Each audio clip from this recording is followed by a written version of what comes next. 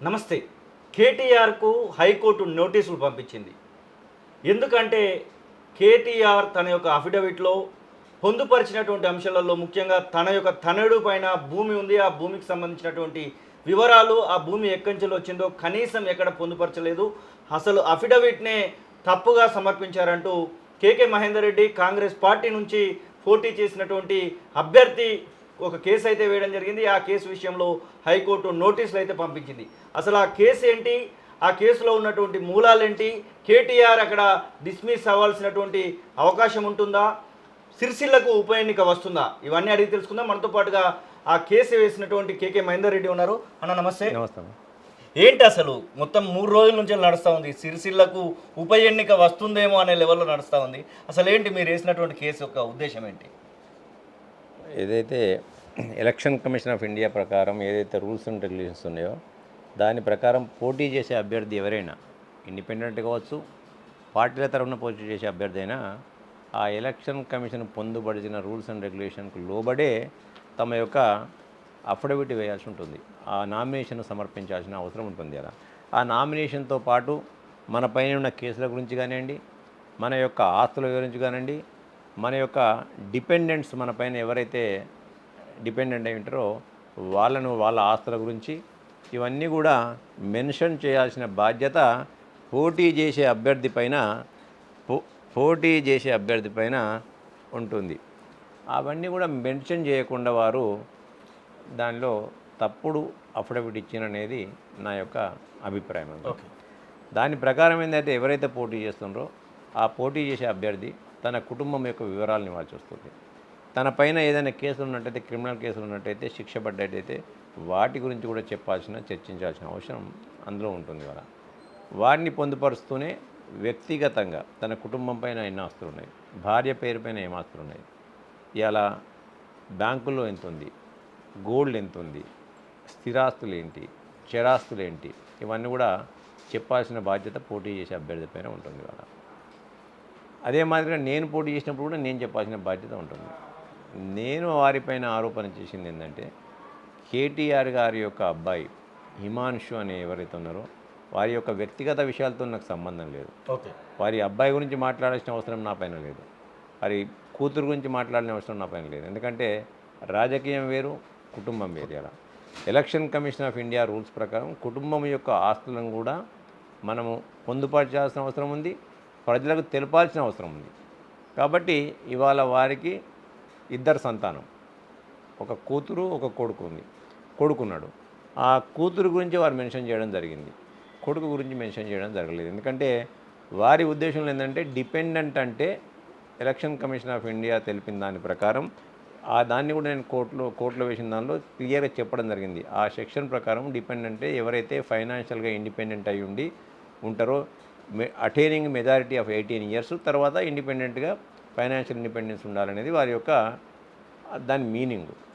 కాబట్టి దాని ప్రకారము వారి అబ్బాయి 12/7/23 నాడు 18 సంవత్సరాలు నిండాయి. ఆయనకు 18 సంవత్సరాలు నిండంగానే ఆయన ఇంచుమించు నాకు తెలిసినంత వరకు 19/7/23 సంవత్సరంలో ఆయన కొడుకు పేర ఆయన కొడుకు స్వతహాగా ఆయన చెప్పిన దాని ప్రకారం ఆయన కొడుకు ఇండిపెండెంట్ అయింది. కాబట్టి ఇండిపెండెంట్ కాగానే ఆయన కొడుకు సిద్దిపేట జిల్లా, ప్రస్తుతం సిద్దిపేట జిల్లా, పాత మెదక్ జిల్లాలో మర్కూకు మండలం వెంకటాపురం అనే గ్రామంలో 4 ఎకరాల భూమి కొన్నాడు. దానికి గాను రిజిస్ట్రేషన్ వాల్యూ ప్రకారం 10,50,000 రూపాయలు ఇలా కొన్నవారికి ఇవ్వడం జరిగింది ఆయన. అంతేకాకుండా ఎర్రవెల్లి గ్రామంలో అక్కడ కూడా 32 ఎకరాలు 34 ఎకరాల భూమి కొనడం జరిగింది. దానికి ఇంచుమించు 88 లక్షల పైచీలు కూడా మార్కెట్ వాల్యూ ప్రకారం చేయడం జరిగింది. వాళ్ళ అంటే నేను చెప్పింది ఏంటంటే వారు ఏదైతే కేటీఆర్ గారి కొడుకు నేను చెప్పిన దాని ప్రకారం, ఆయన చెప్పిన దాని ప్రకారం అఫిడవిట్ ప్రకారము 12/7/23 సంవత్సరంలో ఆయనే ఈ attain the majority of 18 years.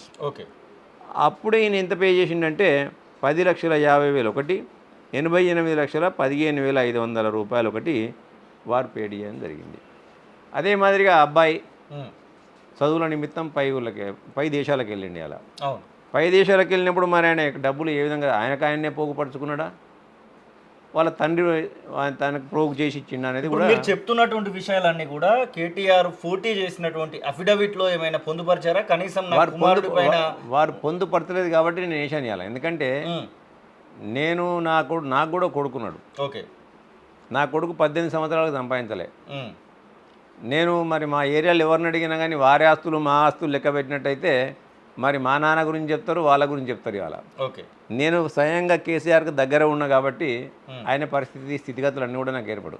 అట్లని చెప్పి నేను వ్యక్తిగతంగా ఎవరి దానిలో కూడా విమర్శించాల్సిన అవసరం నాకు లేదు. వాళ్ళ వ్యక్తిగత జీవితాలకు పోసిన అవసరం అంతకంటే లేదు నాకు. ఎందుకంటే ఇవాళ ఉన్న వాళ్ళు రేపు లేకుండా కావచ్చు, రేపు ఉన్న వాళ్ళు ఇవాళ ఉండకుండా కావచ్చు. కాబట్టి నేను చెప్పేది ఏంటంటే 18 సంవత్సరాలు 12/7/23 నాడు నిండిన వ్యక్తి, మేజర్ అయిన వ్యక్తి, ఇన్ని అంటే ఇంచుమించు ₹1,00,00,000 మార్కెట్ వాల్యూ ప్రకారం 10,50,000 ఒకటి, 88,15,500 రూపాయలు ఒకటి, ఏ విధంగా ఆయనకు వచ్చిందనేది చెప్పాల్సిన బాధ్యత వారిపైన ఉంటుంది. అలా డిపెండెంట్గా చూపించినంత మాత్రాన ఫైనాన్షియల్ ఇండిపెండెన్స్ ఆయనకు ఎక్కడి నుంచి వచ్చింది, ఆయనకు సమకూర్చిన వాళ్ళ తాత ముత్తాతల నుంచి వచ్చిందా లేకుంటే జాయింట్ ఫ్యామిలీ నుంచి వచ్చిందా అనేది ఇక్కడ చూడండి. 12/7/23 నాడు ఆయనే 12/7/23 నాడు నా అఫిడవిట్లో నేను చెప్పాను. 12/7/23 నాడు ఆయనే మేజర్గా అటైన్ అయ్యిండు. ఆయన డాక్యుమెంట్ ఎప్పుడు ఉందయ్యా అంటే ఆయన డాక్యుమెంటు 19 జూలై 23, అంటే 7 నెలలు అంటే జూలై కదా. 19/7 జూలై రోజు వారం రోజుల వ్యవధిలోనే ₹1,00,00,000 సంపాదించండు. ఆయన వారం రోజుల వ్యవధిలో ₹1,00,00,000 సంపాదించిండు.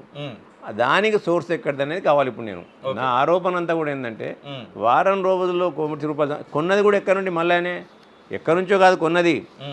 ఆ ల్యాండ్ అంతా కూడా తెలంగాణ పబ్లికేషన్స్ ప్రైవేట్ లిమిటెడ్ పైన ఉన్నది ఆ ల్యాండ్. ఓకే. అంటే కేవలం బదిలీ చేసిండ్రు. తెలంగాణ దామోదరరావు గారు ఎవరైతే తెలంగాణ పబ్లికేషన్కు CMD ఉన్నాడో లేకుంటే CEO ఉన్నాడో దేనికి ఉన్నాడో is authorized person. This the document. Damodararao గారే ఫోటో ఉంది ఇందులో. దామోదరరావు గారు తెలంగాణ పబ్లికేషన్స్ నుంచి వారి అబ్బాయి అంటే కేటీఆర్ గారు TRS యొక్క వర్కింగ్ ప్రెసిడెంట్ గారి అబ్బాయి అయిన హిమాంశురావు గారి పైన వారు ట్రాన్స్ఫర్ చేయడం జరిగింది.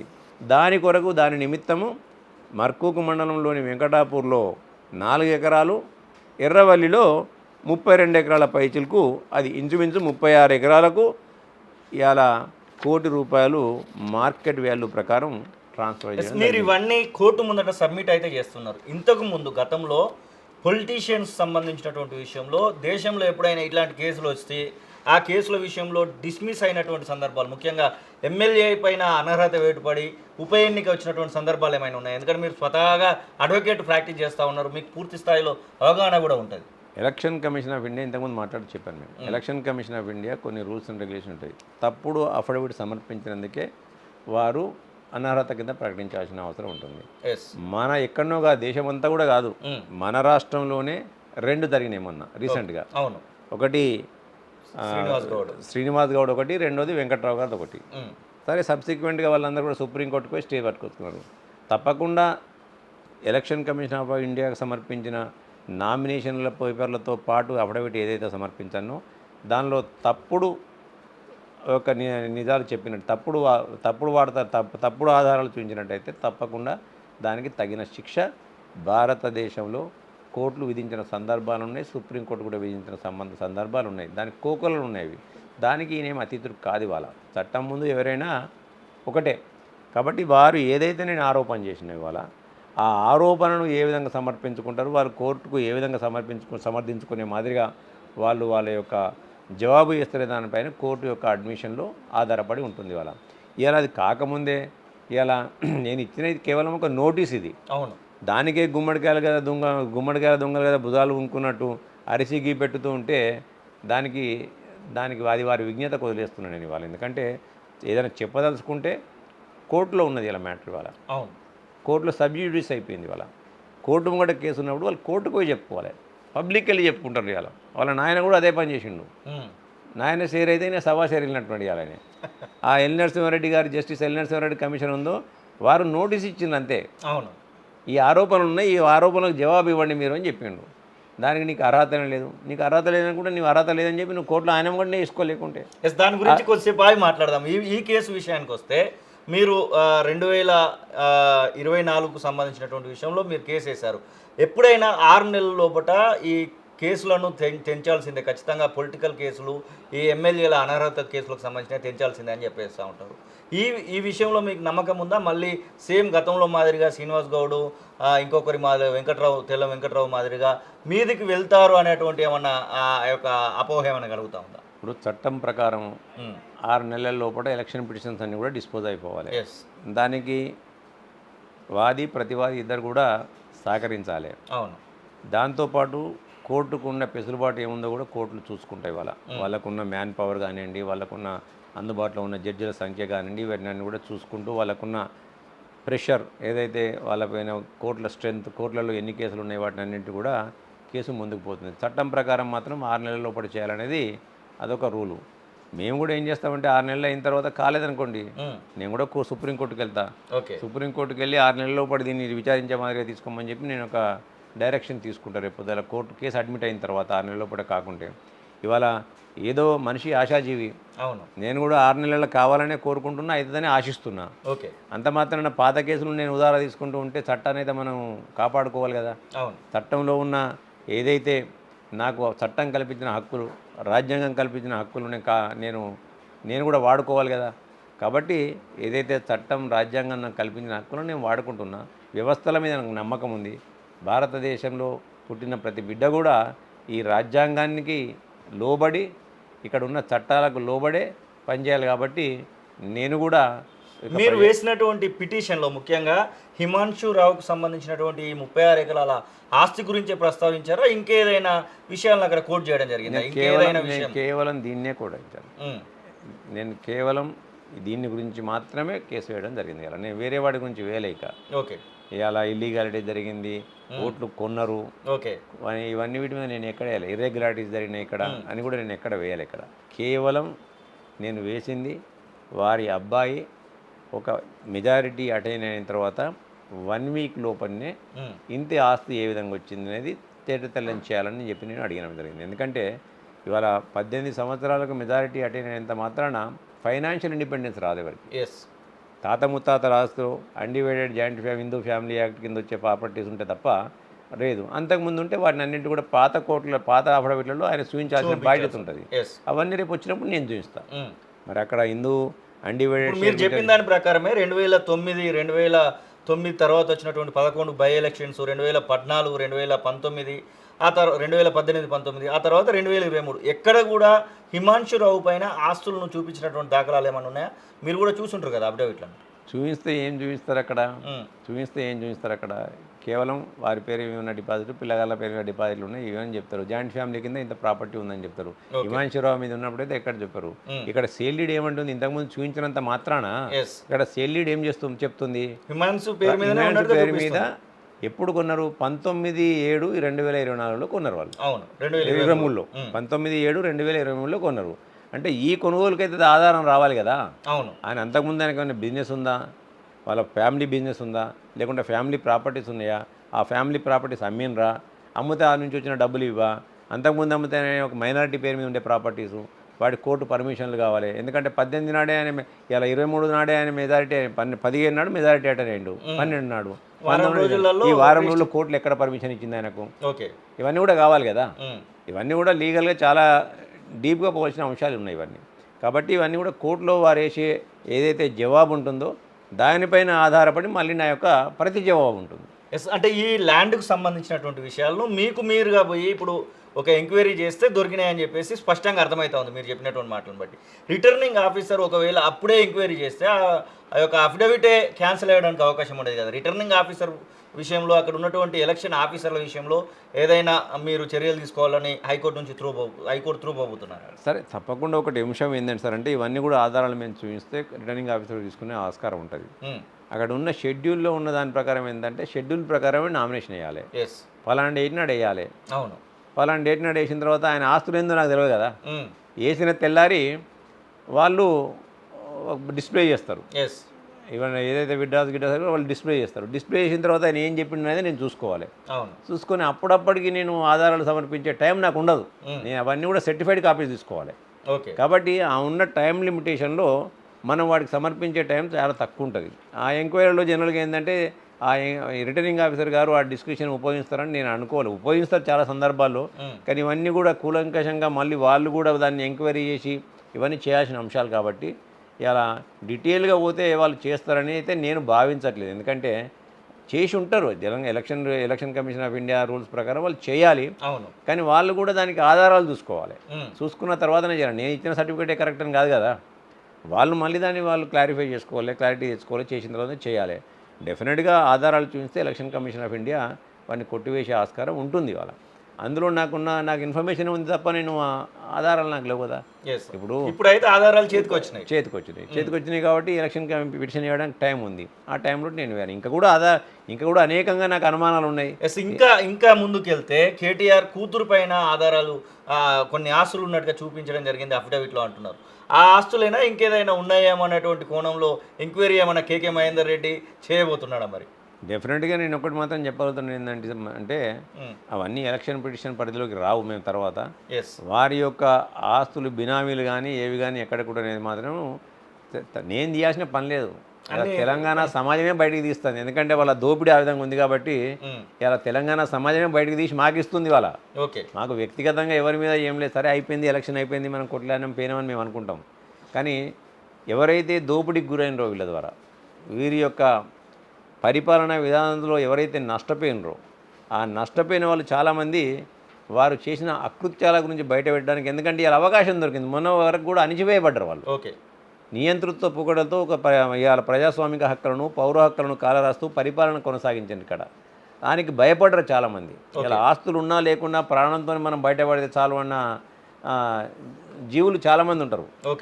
ఆ క్రమంలో జీవనాన్ని కొనసాగించిన వాళ్ళందరూ కూడా వారు మాకు ఈ విధంగా అన్యాయం జరిగింది, ఇక మా ఆస్తులే వీళ్ళు కొనుక్కున్నారు, మా ఆస్తికి ఇట్లా కాజేసినారు వీళ్ళు, ఇవాళ మమ్మల్ని బలవంతంగా సంతకాలు పెట్టించిండ్రు, ఇలా నయానా భయానా బెదిరించి మాతో ఇవన్నీ రాయించుకున్నారు ఇవాళ మాకు అని చెప్పి ఇస్తున్న వాళ్ళే ఎక్కువ ఉన్నారు ఇవాళ మాకు. ఇవాళ నాకు ఇది కూడా వచ్చింది, అట్లనే వచ్చింది ఇది కూడా. కేకే మహేందర్ రెడ్డి ఇవాళ స్పెషల్గా పోయి వాళ్ళ మీద ఏం చేయాలి. కేకే మహేందర్ రెడ్డికి అఫిడవిట్ వచ్చింది, ఈ డాక్యుమెంట్లు వచ్చినాయి. ఈ డాక్యుమెంట్లు వచ్చినాయి కాబట్టి అవకాశం ఉంది కాబట్టి ఎంక్వైరీ తీసుకొని ఖచ్చితంగా నాకు దీనిపైన వివరణ కావాలని చెప్పి చెప్తున్నాను అంతే. రాజకీయంగా నన్ను ఎదుర్కోలేకనే మహేందర్ రెడ్డి ఇలాంటి ఆరోపణలు చేస్తున్నారని చెప్పేసి బీఆర్ఎస్ పార్టీ వర్కింగ్ ప్రెసిడెంట్ మీరు ఎవరిపైన అయితే ఆరోపణ చేస్తున్నారో అతనే మాట్లాడుతూ ఉన్నారు. అది ఆయన రాజకీయ అజ్ఞానానికి నిదర్శనం అని చెప్పక తప్పదు. అలా రాజకీయాలలో ఉన్నప్పుడు రాజకీయంగా ఎదుర్కోకుండా ఇది రాజకీయం కాదా ఇది? అంటే నువ్వు చేసిన వాడిని అన్నింటినీ కూడా నేను డూడు బసంలో వదిలిపోతే నేను రాజకీయం లేకుండా అవుతానా? చట్టం నాకు ఏదైతే కల్పించిందో నువ్వు చట్టాన్ని దుర్వినియోగం చేసినావు కాబట్టి, చట్టానికి లోబడి నువ్వు చేయలేదు కాబట్టి అవన్నీ కూడా వేలేసి తిప్పుతున్నావు. వేలేసి తిప్పితే రాజకీయంగా ఉంటావు. అంటే నువ్వు ఏది చేసుకుంటే అది పోతే నేను డూడు బసంలో ఉంటే రాజకీయంగా ఎదుర్కొన్నట్టు అవుతుందా? ఇవాళ రాజకీయ అవగాహన లేని ఒక రాజకీయపు నడుమంతరపు సిరిగాళ్ళు మాట్లాడే మాటలు అవి. నేను మళ్ళీ మాట్లాడుతున్నది రాజకీయ నడుమంతరపు సిరిగాళ్ళు మాట్లాడే మాటలు ఇవాళ. నడుమంతరం సిరి అని అంటాం మనం, మధ్యలో వచ్చేసరి ఇట్లనే వీళ్ళు కూడా రాజకీయ సిరి వచ్చింది మన నడుమంతరంగా. ఇలా ఏదో అయ్యా ఉన్నాడని చెప్పి అయ్యసాటు బిడ్డవు నువ్వు ఇవాళ, లేకుంటే నువ్వు ఇవాళ ఏం చేసినావని చెప్పి ఉద్యోగంలో నీ పాత్ర ఏంది, నీ యాత్ర ఏంది? పాత్ర లేదు, యాత్ర లేదు. కేసీఆర్ కొడుకు కాకుండా నువ్వు కోన్కిస్క కానివి. కేసీఆర్ కొడుకు కాకపోతే తెలంగాణ ఉద్యమంలో నువ్వు కానీ మీ చెల్లె కానీ అందరూ కూడా కోన్కిస్కాగాలే. మిమ్మల్ని అడిగినోడెవడు? నువ్వు చేసిన త్యాగం ఏంది? అయ్యసాడు బిడ్డగా పెట్టుకున్నావు కాబట్టి కేటీఆర్ కొడుకు వచ్చిన, కేసీఆర్ కొడుకు వచ్చిందని చెప్పి అందరూ రాజకీయంగా చాలామంది గురి ఉంటుంది కాబట్టి వాళ్ళందరూ నిన్ను పెంచి పెద్ద చేసిన తప్ప నీకున్న ప్లస్ ఏంది? ఇలా మేమున్నాం, ఇలా నాతో పాటు చాలామంది ఉన్నారు. ఇలా తెలంగాణ ఉద్యమంలో మేమందరం కూడా నిద్రాహారాలు మాని మా వృత్తులు మానుకొని తెలంగాణ ప్రజలను జాగృతపరచడంలో మా పాత్ర ఉంది. అందులో తెలంగాణ హృదయంతో మేము పనిచేసినాం. ఇవాళ మీ మాదిరిగా మేమేదో అయ్యబెట్టిండు, ఆఖరికి మీ అయ్యబెట్టిన పార్టీ కూడా మేము పునాదులం. టీఆర్ఎస్ పార్టీ అనే పదాన్ని పట్టుకున్నది మేము, దానికి ఆ రంగు జెండా ఇచ్చింది మేము. ఇవాళ మీ నాయన చేసే ఉద్యమానికి ఊతం ఇవ్వడానికి అనేకమైన వనరులను సమకూర్చింది మేము. ఏదో ఉన్నది చరిత్రలో, ఏమంటారు, తాజ్మహల్ నిర్మాణానికి రాళ్ళెత్తిన కూలీలు ఎవరు అంటే ఆ కూలీలను మేము ఇవ్వాలి. ఆ కూలీలను మీరు అప్పుడు ఆ రాజు ఆ కూలీలను విస్మరించిండు. ఇలా మీ నాయన తెలంగాణ ఉద్యమకారులను విస్మరించిండు కాబట్టి తెలంగాణ ప్రజలు నీకు తగిన రీతిలో బుద్ధి చెప్పింది. ఇవాళ గతంలో మనము చాలా కేసులు అఫిడవిట్ కేసులు వస్తే 5 ఏళ్ల తర్వాత కూడా దానికి సంబంధించినటువంటి తీర్పులు వచ్చినటువంటి సందర్భాలు చూసినాం. ఈ తీర్పు ఇప్పుడు మీరు వేసినటువంటి తీర్పు లేట్ అవుతూ ఉంటే, ఒకవేళ హైకోర్టులో డిలే అయినా అది సుప్రీంకోర్టు వరకు వెళ్ళినా మీరు తొందరగా రావడానికి ఏదైనా కార్యాచరణ రూపొందించబోతున్నారు? తప్పకుండా ఇప్పుడు హైకోర్టులో నేను కేసు వేసానండి. మనిషి ఇంతకుముందే చెప్పాను, మనిషి ఆశాజీవి, ఎస్, నేను కూడా ఆశాజీవినే. అవును. తప్పకుండా 6 నెలల లోపల అవుదామని కోరుకుందాం. కానప్పుడు దాని తగ్గంగా చట్టపరంగా ఎటువంటి చర్యలు తీసుకునేది కూడా మనం తీసుకున్నాం. ఇప్పుడు మీరు ఉన్నటువంటి పార్టీయే రాష్ట్రంలో అధికారంలో ఉంది. మీకు సంబంధించినటువంటి వ్యక్తే ముఖ్యమంత్రిగా కొనసాగుతూ ఉన్నాడు. మీకు సంబంధించినటువంటి ఒక పరిపాలన మాత్రం నడుస్తూ ఉంది. ముఖ్యమంత్రి దృష్టిలో కేకే మహేందర్ రెడ్డి మొత్తాన్ని కూడా పెట్టేటువంటి ప్రయత్నం ఏమైనా చేస్తాడు? ఎందుకంటే మీ పార్టీకి సంబంధించినటువంటి వ్యవస్థ కాబట్టి. ఒకటి ఏంటండి, పార్టీ వేరు, ప్రభుత్వం వేరు, ఎస్, జ్యుడిషియరీ వేరు. అవును. ఇప్పుడు జ్యుడిషియరీ అనేది ఒక స్వయం ప్రతిపత్తి గల సంస్థ. మా యొక్క దీని ఏం ఉండదు దానిపైన. అవును. కాబట్టి మేము ప్రభుత్వం ఉన్నంత మాత్రాన కోర్టులు జడ్జిమెంట్లు మాకు అనుకూలంగా ఇస్తాయి, కోర్టులు తొందరగా జడ్జిమెంట్లు ఇస్తాయి అనేది అది అపోహ. దాని నుంచి ముందుగా దాని గురించి ఆలోచించడం మనం తప్పియాల. ఓకే. వాళ్ళ జడ్జిలను ఎవరు ఇన్ఫ్లుయెన్స్ చేయలేరు. ఏదైతే వాళ్ళ ముందుంటుందో, వాళ్ళ ముందున్న ఆధారాలతో బేస్గానే వాళ్ళు జడ్జిమెంట్ ఇవ్వడం జరుగుతుంది. అలా నేను ఒక ఆరోపణ చేసిన, ఆ ఆరోపణ తప్పని చెప్పి ఆయన దానికి ఒక ఆధారాలు చూపించుకోవాలి. రెండింటిని విన్న తర్వాత జడ్జి గారు వారి యొక్క డిస్క్రిప్షన్ అనుభవంతో వారి యొక్క దీంతో వాళ్ళు జడ్జిమెంట్ ఇవ్వడం జరుగుతుంది. మీరేమో ఇట్లా మాట్లాడుతూ ఉన్నారు, జస్టిస్ నరసింహారెడ్డి కమిషన్ను తప్పుపడుతూ బీఆర్ఎస్ అధినేత కేసీఆర్ ఏమో నువ్వు దిగిపో, నువ్వే తప్పు మాట్లాడుతున్నావు, నువ్వు అసలు ప్రెస్ మీట్ ఎందుకు పెట్టినావు అని చెప్పేసి ఒక 12 పేజీల లేఖ రాసిండు. ఇప్పుడు జ్యుడిషియరీ మీద మీరేమో ఇంత నీట్గా మాట్లాడుతూ ఉన్నారు. బీఆర్ఎస్ అధినేతకు ఉన్నటువంటి దాన్ని ఎట్లా చెప్పచ్చు? అది ఆయన అహంకారానికి, ఈ రాజ్యాంగం పైన అవగాహన లేదు అన్నదానికి, ఇలా రాజ్యాంగాన్ని మేము గౌరవించమన్నదానికి అదొక నిదర్శనం. ఎందుకంటే ఆయన ఒక నియంతృత్వ పొగడుతో ఈ రాష్ట్రాన్ని పరిపాలించండి. అహంకారం ఆయన కళ్ళకెక్కింది. వాళ్ళ అహంకారం కళ్ళకెక్కినప్పుడు ఏదైతే ఆ రాజభోగాలను ఆయనే ప్రజలు చీకొట్టి చీతగరించి తీసేసినరో ఆ అక్కస్తో మాట్లాడుతున్న మాటలు ఉన్నాయి. ఇవాళ నిజంగా కూడా 10 సంవత్సరాలు కొంచెమన్నా ఇంగిత జ్ఞానం ఉండాలి వారికి. నేను 80,000 పుస్తకాలు చదివినా అని చెప్పి పెద్ద పెద్ద మాటలు చెప్పిండు కేసీఆర్ గారు. ఇవాళ 80,000 పుస్తకాలు చదివిన వ్యక్తి మాట్లాడే మాటలేనా? 80,000 పుస్తకాలు చదివిన వ్యక్తి అపర మేధావి ఉండాలి. ఓకే. అపర మేధావి ఉన్నప్పుడు అపర మేధావికి అటువంటి మాటలు రావేయాల. ఇవాళ ఒక అర్భకుడు మాట్లాడే మాటలు మాట్లాడుతాను ఆయన. ఇవాళ రాజ్యాంగం మీద ప్రమాణం చేసి 10 సంవత్సరాలు ఈ రాష్ట్రాన్ని పరిపాలించి దోచుకొని తిని అవినీతి అక్రమాల్లో ఆరితేరి ఏ విధంగా ఈ రాష్ట్రాన్ని దోచుకోవాలని, నేను ఏ విధంగా దాచుకోవాలనే దానిలో ఒక నిష్ణాతులత PhD పొందిన వ్యక్తులు వీళ్ళందరూ కూడా. ఇవాళ వాళ్ళు ఇవాళ నేను నిజంగా కూడా నువ్వు ఆ కమిషన్కు చట్టబద్ధత లేనట్టయితే నువ్వు కమిషన్ ముందుకే పోవాలి. ఓకే. ఆ కమిషన్ ముందుకు పోయి దీని ప్రకారం నీకు చట్టబద్ధత లేదు, నీ యొక్క ఏదైతే నేను అపాయింట్ చేసినో అపాయింట్మెంట్ చెల్లనేరదు, ఈ కమిషన్ చట్టబద్ధత లేదని చెప్పి నువ్వు ఏదైతే 12 ప్రజల్లో నువ్వు సొల్లు వాగినావు కదా, ఆ సొల్లు వాగిందంతా కూడా నువ్వు కోర్టులో వేయనుంటివి. నువ్వు ఏదైతే చెప్తున్నావు ERC అనేది ఒక ఇండిపెండెంట్ సంస్థ, ఆ ERC ఇండిపెండెంట్ సంస్థ 2003వ సంవత్సరంలో దీనికి ఇది వచ్చింది, ఇదంతా పార్లమెంట్ చట్టం తీసుకొచ్చింది అని చెప్పి నువ్వు చెప్తున్నావు కదా. అందులో ఆ చెప్పిన దాన్ని అంతా కూడా తీసుకుపోయి అక్కడ వేయాలి. నువ్వు రివ్యూ చేయడానికి ERC ఇచ్చిన జడ్జిమెంట్ నువ్వు రివ్యూ చేయడానికి నీకు అధికారం లేదు, అది కాశీ జ్యుడిషియల్ అథారిటీ అని మీరు చెప్తున్నారు. ఇవాళ అవన్నీ కూడా ఎక్కడ చెప్పాలి? నీవు ఒకవేళ అక్కడ నీ యొక్క ఏదైతే నీ యొక్క జవాబును వేసుకుంటూ అందులోనైనా చెప్పొచ్చు.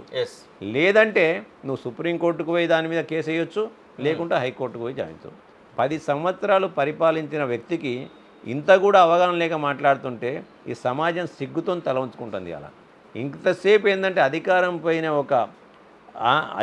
పోయినాక కూడా వాళ్ళు ఏమనుకుంటారంటే మేము చాలా మంచోళ్ళము, ప్రజలే తప్పు చేసినారు అంటున్నారు. వాళ్ళ నాయన మాటల్లో కానీ తెలంగాణ ప్రజలు వెధవలు అన్నట్టు మాట్లాడుతున్నారు. వాళ్ళు ఇలా మమ్మల్ని అధికారంలో తీసేసినారు, మేము దోపిడీ చేసుకున్నప్పటికీ కూడా వాళ్ళు మమ్మల్ని ఇంకా భరించేది ఉండే, మా యొక్క అప్రజాస్వామిక పాలనను, ఇలా అరాచక పరిపాలన వాళ్ళందరూ కూడా భరించేది ఉండే, మాకు తొత్తులుగా మా దగ్గర ఒక ఏమంటారు బాండెడ్ లేబర్ మాదిరిగా, వెట్టి చాకరీ మరిచే వాళ్ళ మాదిరిగా ప్రజలందరూ కూడా బాంచన్ దొర అని చెప్పి మా కాళ్ళకు మొక్కుతూ మా గడీల ముంగట నడవాలని చెప్పి వాళ్ళు ఆలోచించుకున్నారు తప్ప ఆ ఆలోచనకు గమనించిన ప్రజలు ఇలా రాజకీయంగా వాళ్ళను భూస్థాపితం చేసినారు. మొన్నటి ఎలక్షన్లతో ఏదైతే పార్లమెంట్ ఎలక్షన్లతోని డిపాజిట్లు కూడా ఓడగొట్టింది అలా. ఎక్కడైతే జేజేలు కొట్టుకున్నావో నీ ఆఖరికి నీ కంచుకోట అయిన సిద్దిపేటలో కూడా నిన్ను ప్రజలు చీదరించుకున్నారు ఇలా.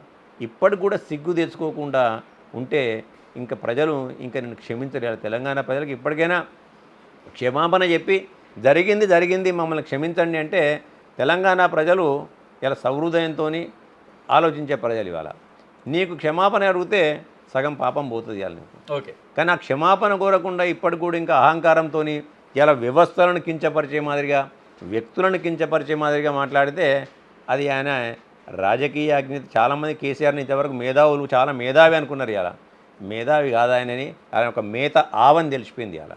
ఎస్, ఇంత పెద్ద అంటే దాదాపు 200 పేజీల పిటిషన్ రాసినట్టున్నారు కదా మీరు. ఈ కేవలము ఒకటే పదాన్ని చెప్తా ఉన్నారు, హిమాంశు 36 ఎకరాలని చెప్తా ఉన్నారు. ఇంత పెద్ద పిటిషన్ ఏముంది అసలు? అంటే దాంట్లో పిటిషన్లో 200 పేజీలు అనుకున్నట్టు పిటిషన్లో ఉంటుంది. ఇలా దానికి కలిసిన ఆధారాలు ఇస్తాం. ఎస్, ఇప్పుడు ఇదంతా కూడా సేల్ డీళ్ళు. అవును, సేల్ డీళ్ళు ధరణి, ఆయన పేరు మీద వచ్చిన పాస్బుక్, ఓకే, ఇవన్నీ కూడా వేసినాం. ఇలా 1B ఏముంది. మీకు ఇంకొక అనుమానం కూడా ఏమైనా కలుగుతా ఉందా? అక్కడ 10,50,000 ఒక ట్రాన్సాక్షన్లో 10,50,000 ట్రాన్సాక్షన్ ఆ దామోదర్ రావుకు జరిగిందా జరగలేదా అనేటువంటి అనుమానం ఏమైనా కలుగుతా ఉందా? డెఫినెట్గా ఇచ్చి ఉంటారు, ఎందుకంటే ఇవ్వకుండా ఉండరు. డెఫినెట్గా ఇచ్చి ఉంటారు. అది ఏందనేది వాళ్ళ ఇంటర్నల్ ట్రాన్సాక్షన్ ఏమున్నప్పటికీ కూడా okay, Telangana publications Damodar Rao was representing it. అవును, దామోదర్ రావు అనే వ్యక్తి దాన్ని రిప్రజెంట్ చేస్తుంది తప్ప ఆ 10,50,000 కానీ 88,15,500 రూపాయలు కానీ ఇవన్నీ కూడా చెక్కుల రూపాయలు ఇక్కడ వెళ్ళిపోయింది. ఇదంతా కూడా market value. Yes, market value కాదు సార్, రిజిస్ట్రేషన్ వాల్యూ ప్రకారం ఇవన్నీ కూడా పోతాయి. అందులో పోకపోవడం ప్రశ్న లేదు. కాకపోతే పోయిన తర్వాత ఎటు పోతే వాళ్ళనేది 88 లక్షలు అనేది కనబడ్డప్పుడు ఈడీ ఇన్వాల్వ్మెంట్ కూడా ఉండొచ్చు కదా. ఎందుకంటే 88 లక్షలు ఇప్పుడు మీరు హైకోర్టు వరకే ఆలోచిస్తూ హైకోర్టు త్రూ నోటీసులు ఇవన్నీ చేస్తూ ఉన్నారు.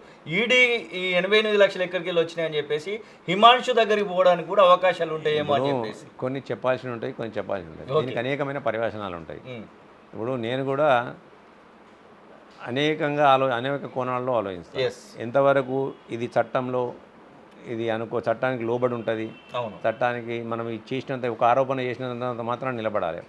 నేను ఫోన్ ట్యాంపింగ్ విషయంలో నేను ఒక కంప్లైంట్ ఇవ్వడం జరిగింది. కంప్లైంట్ ఇచ్చినప్పుడు ఏం చేసినారు, నేను అందుకని చట్టానికి లోబడి ఉండాలని ఉద్దేశించి నాకు అనుమానం ఉంది, నా అనుమానాన్ని నివృత్తి చేయండి, నా ఫోన్ ట్యాప్ అయినట్టుందని చెప్పిన. నేను చెప్పగానే కేటీఆర్ గారు ఏం చేసినారు, నాకు కనీసం ఇంగిత జ్ఞానం లేకుండా, సరే నేను ఎవరిని ఏమన్నాను, ఎందుకంటే నేను అడ్వకేట్ నా దగ్గరకు వచ్చినప్పుడు కూడా నేను ఇవ్వడానికి ప్రయత్నం చేస్తాను. అవును, కనీసం ఇంగిత జ్ఞానం లేకుండా అది నా ప్రాథమిక హక్కు.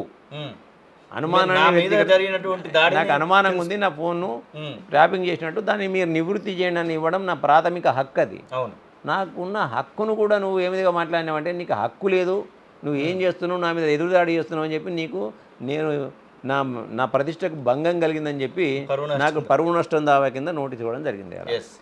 అంటే నీకు పరువు ఉంటేనేమో వైరు ఉంటుండే, నీకు కాదని అంటే నీకు పరువు నీకు ఉంటుంది. ఏం పరువు అందరికీ తెలుసు తెలంగాణ ప్రజలకు. నీకున్న పరువు ఏందనేది తెలంగాణ ప్రజలందరికీ ఏ విధంగా నీ పరువు తీసినా కూడా తెలంగాణ ప్రజలు ఇలా చూస్తుండే వాళ్ళ. నాకు పరువు నష్టం, నేను దానికి నోటీస్ తిరిగి మళ్ళీ నేను జవాబు ఇవ్వడం జరిగింది. నా మీద ఇన్ని కోట్లకి వేస్తా, అన్ని కోట్లకి వేస్తా, ఎగిరేరి పడ్డాడు. కళ్ళు తాగిన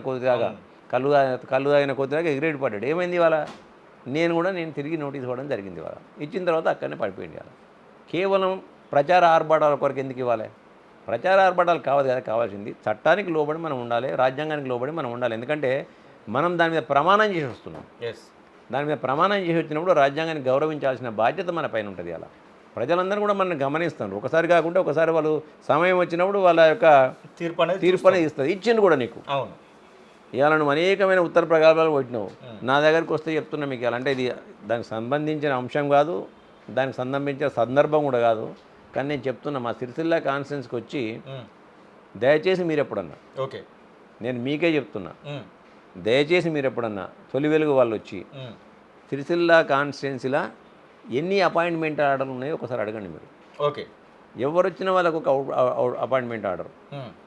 సిరిసిల్లలో వచ్చిన అగ్రికల్చర్ కాలేజీలో ల్యాండ్ హోస్టీస్ ఉన్నారు. ఒకరికేమో కారు డ్రైవర్ కింద అపాయింట్మెంట్ లెటర్ ఇస్తారు అవుట్ సోర్సింగ్లో, ఒకరికేమో అటెండర్కి అపాయింట్మెంట్ ఇస్తారు, ఓకే ఒకరికేమో లైబ్రరీ కంప్యూటర్ ఆపరేటర్కి ఇస్తారు, ఇంకొకరికేమో లైబ్రరీకి ఇస్తారు. ఈ అపాయింట్మెంట్ ఆర్డర్లు పట్టుకుని వాళ్ళకి పోతే అక్కడ నౌకర్లు ఉండవు. ఇదో కుంభకోణం జరిగింది అనుకోవచ్చా? న్యాచురల్గా అనుకోవచ్చు. ఇప్పుడు నేను నా దగ్గరికి ఇవాళ నేను పోతే ఇంచుమించు 20-30 మంది నాకు వస్తారు రెగ్యులర్గా. సార్ మాకు అపాయింట్మెంట్ ఆడను సార్, నౌకర్ లేదు సార్ అని. నేను వాళ్ళని అడిగితే నాకు కార్ డ్రైవర్కి అపాయింట్మెంట్ ఇచ్చింది కరెక్టే సార్, నాకు కాలేజీలు కార్ వేయలేదు కానీ నాకెందుకు సార్ డ్రైవర్ అంటాడు ఆయన. మా ఇంజనీరింగ్ కాలేజ్ ఉంది, జేఎన్టీ ఇంజనీరింగ్ కాలేజ్ ఉంది మారా. అవును. ఆడ ల్యాబే లేదు, ల్యాబ్ అసిస్టెంట్కి పోస్టులు ఇస్తారు. ఓకే. వాళ్ళు పాపం అక్కడ ఉన్న స్టూడెంట్స్ ల్యాబ్ చేసుకోవడానికి జగిత్యాలకు పోతారు. జగిత్యాల డిఎంటీ పోయి తీసుకొచ్చుకుంటారు. వారానికి ఒకసారో 2 వారాలకు ఒకసారి పోయి మొత్తం ఉదయం నుంచి సాయంత్రం కూడా చేసుకుంటారు వాళ్ళు. ఇంకో కారు డ్రైవర్ ఇచ్చిరి, ఓ కంప్యూటర్ ఆపరేటర్ ఇచ్చిరి, ఓ ల్యాబ్ అసిస్టెంట్ ఇచ్చిరి, ఇట్లా చెప్పుకుంటూ పోతే ఓ చెప్పరాసి ఇచ్చిండ్రు, అటెండర్ ఇచ్చిండ్రు. ఈ నౌకర్లు ఎక్కలేవు అక్కడ. వీళ్ళు కూడా బయటికి రావడానికి ఎంతో దూరం లేదంటారా? లేదు. ఏమైందంటే జనరల్గా అందరు కర్మ సిద్ధాంతాన్ని నమ్ముకుంటారు. జనరల్గా ఏంటంటే అందరు కర్మ సిద్ధాంతాన్ని నమ్ముకుంటారు. ఇది మా కర్మ అనుకుంటారు ఇలా చాలామంది. ఇలా ఆర్భాటంగా మొత్తం మా దగ్గర అందరిని కూడా ఎస్సీ ఎస్టీలకు ఏదైతే అసైన్మెంట్ ల్యాండ్ ఇస్తారో మా 9 గ్రామాలను అలా కలిపి వాళ్ళని అది చేసేదో మున్సిపాలిటీ కింద కలిపినాం. వాళ్ళకి ఇల్లు వాళ్ళ భూములన్నీ లాక్కొని మెడికల్ కాలేజ్ కట్టించినాం. మంచిదే, మెడికల్ కాలేజ్ కట్టడం మంచిది, శుభపారణం కాదని మేము అనట్లే, డెవలప్మెంట్ యాక్టివిటీ. కానీ ఉన్నోళ్ళ నోట్ల మన్ను వస్తుంది. ఓకే. మనకి ఉన్న ఎకరమో అర్ధ ఎకరమో వాడు వ్యవసాయం చేసుకొని బతికేటోడాడు, వాని పుట్టకొట్టినట్టు కదా నువ్వు. ఇలా ఇంతవరకు అతనికి ఇంటి పట్టా ఇవ్వకపోతే భూమి తీసుకుంటే మళ్ళీ నువ్వు ఇంటి పట్టా ఇస్తాను, ఎకరం తీసుకుంటే 1000 గదాలు ఇస్తాను ల్యాండ్ పూలింగ్ పేరు మీద. మరి వాళ్ళకి ఏం ఇవ్వాలి కదా ఇంతవరకు, వాళ్ళు అక్కడనే వాళ్ళు పట్టుకొని కూర్చున్నారు. ఇట్లా విచిత్రమైన అన్నీ కూడా మా సిరిసిల్ల కాన్స్టిట్యూన్సీలో అవుపడతాయి. ఇవాళ చెక్ డ్యాములు కట్టినవి. ఇవాళ ఒక్క చెక్ డ్యామ్లో నీళ్లు నిలువై చెక్ డ్యామ్ కూలిపోయి ఉంటుంది. అది అంత ఎంతసేపు దోసుకున్నాడు, ఎక్కలేని విధంగా అకృత్యాలు మా దగ్గరనే అవుపడతాయి. ఇలా నేరళ్ళ ఘటన మీ అందరు కూడా తెలుసు, ఇసుక అక్రమ రవాణాలో. ఇలా మా సిరిసిల్ల ప్రాంతంలో గిరిజన బాలికల హాస్టల్లో జరిగిన అఘాయిత్యాలు మీ పేపర్లను చూపించిన, టీవీలను వినిపించినాయి. ఇలా గిరిజన బాలిక మైనర్ బాలిక పైన వాళ్ళు టీఆర్ఎస్ నాయకులు చేసిన అఘాయిత్యాలు అవుపడ్డాయి. ఇలా మీకు ఈ తెలంగాణ ప్రాంతంలో సిరిసిల్లను చాలా ఆదర్శంగా తీసుకున్నామని చెప్తారు అందరూ కూడా. అభివృద్ధి చెందింది, అదో డల్లాస్ గిల్లాస్ అని చెప్తారు. ఎక్కడ లేని విధంగా సిరిసిల్ల పట్టణంలో 4 సంవత్సరాలు కన్సిక్యూటివ్గా సిరిసిల్ల పట్టణం వర్షాలు పడితే నీళ్ళలో మునిగిపోయింది. ఆఖరికి అప్పుడు కూడా వచ్చి చూసిన పాపాన పోయిన పాపాన లేవేయాలి. కాబట్టి కేవలం డొల్ల మాటలు, ప్రజలను ఏదో మభ్యపెట్టాలని చెప్పి 4 మాటలు నేర్చుకొని ఇలా మసిపూసి మారేడికాయ చేసి ప్రజలను నమ్మించే ప్రయత్నం చేసినవి. ఇలా 4 వారాలలో ఒకవేళ ఈ హైకోర్టు ఇచ్చినటువంటి నోటీస్కు రిప్లై ఇవ్వకుండా దాటా వేసేటువంటి ప్రయత్నం చేస్తే ఎట్లాంటి పర్యవసానం ఉండొచ్చు? అంటే జనరల్గా చేస్తారు. ఒకవేళ ఏంటంటే 4 వారాలు లేకున్నా ఇంకో 2 వారాలు 3 వారాలు టైం తీసుకొని కోర్టు వారి అనుమతితో మళ్ళీ కొన్ని రోజులు తీసుకొని వేస్తారు. వేసిన తర్వాత ఇద్దరు వాదోపవాదనలు వెళ్ళిన తర్వాత నా కేసులో మెరిట్ అనిపిస్తే నా కేసు అడ్మిట్ చేస్తారు. లేదనుకోండి వారు ఇచ్చిన ఆధారాలు సబబుగా ఉన్నాయనుకున్నప్పుడు కోర్టు కేసునే కొట్టేస్తుంది. ఒకవేళ అడ్మిట్ అయిన తర్వాత మొత్తం అప్పుడు ట్రయల్ స్టార్ట్ అవుతుంది. దానికి పెట్టినటువంటి పిటిషన్లో హిమాంశురావు ఇక్కడ నుంచి అమెరికా లాంటి దేశాలకు పై చదువులకు పోయినటువంటి సందర్భాలను వాటిని కూడా మెన్షన్ చేసి ఉన్నారా? ఎందుకంటే లోకల్లో ఉన్నటువంటి సందర్భాన్ని వాళ్ళు చూసేటానికి అవకాశం. నేను మెన్షన్ చేయడం జరిగింది. హిమాంశురావు గారు ఇప్పుడు అమెరికాలో చదువుతున్నారు కదా, మరి వారు చదువుకుంటుండ్రా, వారి నాన్నగారు చదివిస్తుండ్రా, దానికి కూడా ఆధారం వాళ్ళు చూపించాలని చెప్పిన. ఎందుకంటే అందుకంటే డెప్త్గా నేను పోలేను. ఎందుకంటే అదంతా కూడా వాళ్ళ పర్సనల్ ఇష్యూస్ నాకు తెలవాల్సిన అవసరం కూడా లేదు. ఎందుకంటే నేను పోతే అది నేను వాళ్ళ యొక్క ప్రైవసీలోకి పోయినట్టు ఉంటుంది. కాబట్టి నాకున్న అనుమానాన్ని అక్కడి వరకు రాసి వదిలిపెట్టాను నేను. ఇప్పుడు చట్టాన్ని గౌరవించాల్సిన బాధ్యత నాకు ఉంటుంది. కాబట్టి ఇప్పుడు వీళ్ళ అబ్బాయి కూడా అమెరికాలో చదువుకున్నాడు, అండర్ గ్రాడ్యుయేషన్కి వెళ్ళినట్టున్నాడు. కాబట్టి అతను కట్టిన డబ్బులు తనకు తాను కట్టుకున్నాడా లేకుంటే అబ్బాయి వాళ్ళ నాన్నగారు కట్టినరా కూడా ఆయన ప్రూవ్ చేసుకోవాలని చెప్పినాడు, అడగడం జరిగింది నేను ఇవాళ. దానికి కూడా వారు సమాధానం ఏం చెప్తారో చూడాలి. ఎందుకంటే వారి అబ్బాయి సంపాదించుకున్నంత మాత్రాన తండ్రి కట్టకూడదు అన్న రూల్ ఎక్కర్లేదు, కట్టచ్చు. అప్పుడు ఏంటంటే ఒకవేళ తండ్రి కట్టినప్పుడు మరి ఈయనకి ఇన్ని డబ్బులు ఎక్కడ ఇచ్చినట్టు చూడాలి, అది కూడా చూపించాలి. అంటే ఇది కండిషన్ సప్లై అవుతుంది, అంటే అక్కడ కట్టుకుంటున్నాడు ఇక్కడ భూములు ఎట్లా కొంటున్నాడు అనేది అంతే కదా మరి. కాబట్టి దానికి దీనికి లింక్ ఉంటుంది, ఉండదని కాదు. సమర్థించుకునే విధానం ఉంటుంది, వాళ్ళు సమర్థించుకునే విధంగా వాళ్ళు సమర్థించుకుంటారు. దాన్ని ఏ విధంగా వాళ్ళ సమర్థన కరెక్ట్ కాదని చెప్పి ఏ విధంగా చెప్పానో మేము చెప్తాం. జోష్యం చెప్పుకోవచ్చా అన్న, సిరిసిల్లకు బై ఎలక్షన్ రాబోతుంది అనేటువంటి జోష్యం? నాకైతే జ్యోతిష్కం రాదు. చట్టంలో ఉన్న లొసుగులు మాత్రం ప్రూవ్ అయితే తప్పకుండా బై ఎలక్షన్ అంటూ ఉండదు. అప్పుడు నన్నే డిక్లేర్ చేయమని కోరడం జరిగింది నేను. కాబట్టి బై ఎలక్షన్ అంటూ ఉండదు. అది ఒకవేళ నేను చేసిన ఆరోపణ రుజువైనట్టయితే నన్నే ఎమ్మెల్యేగా డిక్లేర్ చేయాలని కోరినా అదే చేస్తుంది కోర్టు కూడా. అనేక సందర్భాల్లో ఇలా సెకండ్ సుప్రీంకోర్టు ప్లేస్లో ఉన్నటువంటి వాళ్ళకి అవకాశం ఇవ్వడం జరుగుతుంది. అవకాశం దొరుకుతుంది కాబట్టి నన్నే చేయడం జరుగుతుంది అంతే తప్ప. Thank you. ఇది కేకే మహేందర్ రెడ్డి చెప్తున్న మాటలు. ఖచ్చితంగా హైకోర్టు నుంచి నోటీస్ అయితే పోయింది. కేటీఆర్కు సంబంధించినటువంటి విషయంలో అఫిడవిట్లో హిమాంశురావుకు సంబంధించినటువంటి భూముల వివరాలు 36 ఎకరాలకు పై చిలుకున్నటువంటి భూముల వివరాలు అక్కడ ఎక్కడ కూడా పొందుపరచలేదు. అసలు ఆ భూములు ఎక్కడి నుంచి వచ్చాయి, దాదాపు ₹1 కోటి సంబంధించినటువంటి ఆస్తులు హిమాంశురావు ఎక్కడి నుంచి సంపాదించాడు, అసలు హిమాంశురావు తన యొక్క పేరు మీద ఉన్నటువంటి ఆ విషయాలలో మరి తండ్రి భాగస్వామ్యం ఉందా, ముత్తాతలు తాతల నుంచి వచ్చినటువంటి ఆస్తియా, వీటిని కూడా పొందుపరచలేదు. ఎలక్షన్ కమిషన్ చెప్పినటువంటి రూల్స్ను బ్రేక్ చేయడం జరిగింది. అఫిడవిట్లో కనీసం ఎక్కడ హిమాంశురావు భూమిని అయితే పొందుపరచలేదు. కాబట్టి నా యొక్క పిటిషన్ చెల్లుబాటు అవుతుంది. ఖచ్చితంగా సెకండ్ ప్లేస్లో ఉన్నటువంటి నన్ను ఎమ్మెల్యేని చేయాల్సినటువంటి ఆవశ్యకతనైతే నేను నా యొక్క పిటిషన్లో పొందుపరచనేటువంటి మాటనైతే కేకే మహేందర్ రెడ్డి చెప్తున్న పరిస్థితి. ఖచ్చితంగా 4 వారాలలో రిప్లై ఇస్తారా, లేదు అంటే మరి మరొక కొన్ని రోజులు పొడిగింపు కోసం అడుగుతారా, అసలు దీని విషయంలో ఎలా ముందుకు పోతారు కేటీఆర్, ఇవన్నీ అయితే చూడాల్సినటువంటి అవసరం అయితే ఉంది. కెమెరా పర్సన్ సతీష్తో శ్రీనివాస్, తొలి వెలుగు, హైదరాబాద్. అసలైన తొలి వెలుగు. ఫాలో వాట్సాప్ @తొలి వెలుగు official.